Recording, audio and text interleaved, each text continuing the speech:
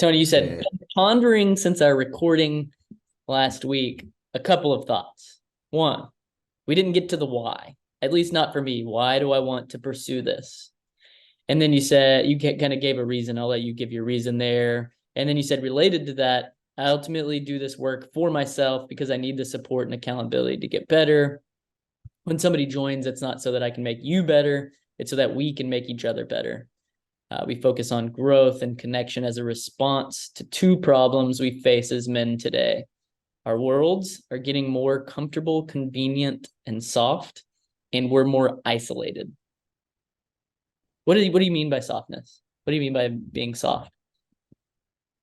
Uh, what comes to mind is our hands, like having nice, soft hand, rather than the calloused hands of somebody who's been doing a lot of hard work, Metaphorically or literally? literally. What is the I'm curious to hear more about that. Well, it's something Bly gets into in the first chapter of Iron John. Right? It's like that, and he wrote that back in the 90s, but saying that, the rise in the 60s and the 70s of the soft man, and Yeah. he describes that that phenomenon as men who mean well, and they're thoughtful, they're sensitive, they don't want to hurt anybody. They're trying to be positive influences. But as Josh was saying, with trophic cascade, is that what it was? Yeah. Yeah. Um, like we've there are drop down uh, consequences There's a to For ripple sure. effect. how, yeah, there's a ripple effect. What are the ripple effects of men being soft in our society, not having calluses on their hand?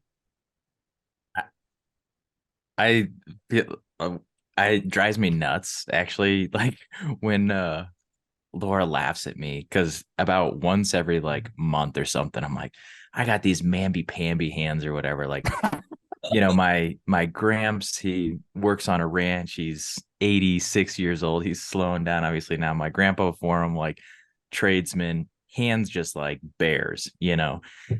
And it always, and my grandmother, she, we're out at the ranch. She's got amazing hands too, just like tough hands. And so I like, typing on the keyboard all day, sitting in a chair. There's nothing wrong with it. Like, right. This is the profession that I chose and I love my job. But you think about it even just from like touching something hot, right? I pick up a hot coffee mug, or I'm taking a plate to my family after I've served a dinner. It's like a hot plate, and you kind of like, it's tender and stuff. It it changes the way that we can interact with difficult situations because we don't have a built up tolerance or threshold for difficult things, such as really difficult manual labor. And this is why we do what we do in terms of these big runs. It's like, how do we embrace pain a little bit more so that we can have an appropriate relationship with it, so that we can navigate it in our everyday life? Because it's kind of like a cold exposure, right? You're introducing an element of what do they call it, like strain and trauma to your body, but at very low doses.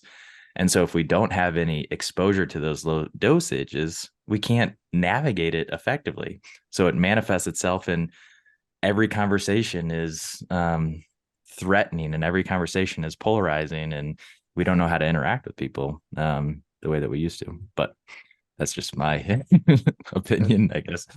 that's It seems brilliantly like, put. Yeah, go yeah, ahead, Evan. it seems like tough hands could be a value. We're like, I'm not trying to bring back up the exercise, but I love that value That's pretty based on good. what we're talking about. And it's distinct too. Like it's not a value that everybody else is going to have. Like tough hands being a value of Wilds in the Woods, it's solid. I actually had Oh, that thought baby. since we had the call that toughness needed to be in there, that was part of what we were doing. So yeah, tough hands is that's spot on.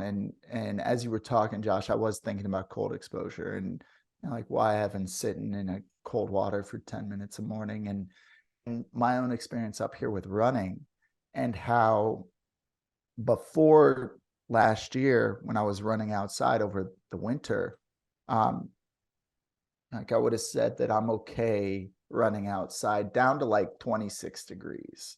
Like I could be all right. And now I know that I'm good down to like 0. Like I can go run 5 miles at 0 degrees and I'll be all right. Once it gets down to like -5, that's when your eyeballs start freezing and it causes issues.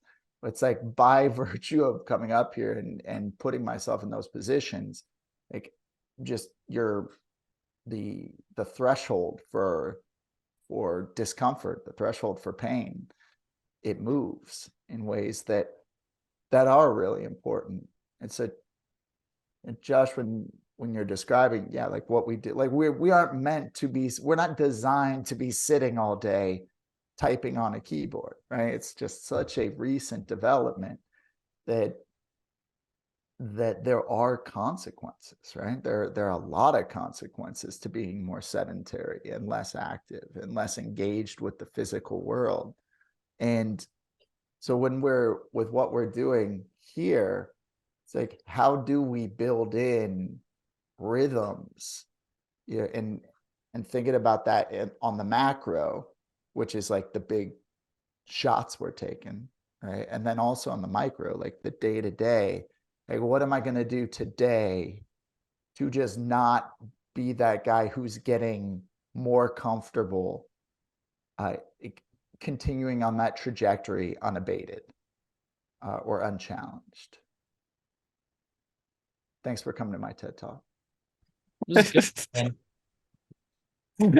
man.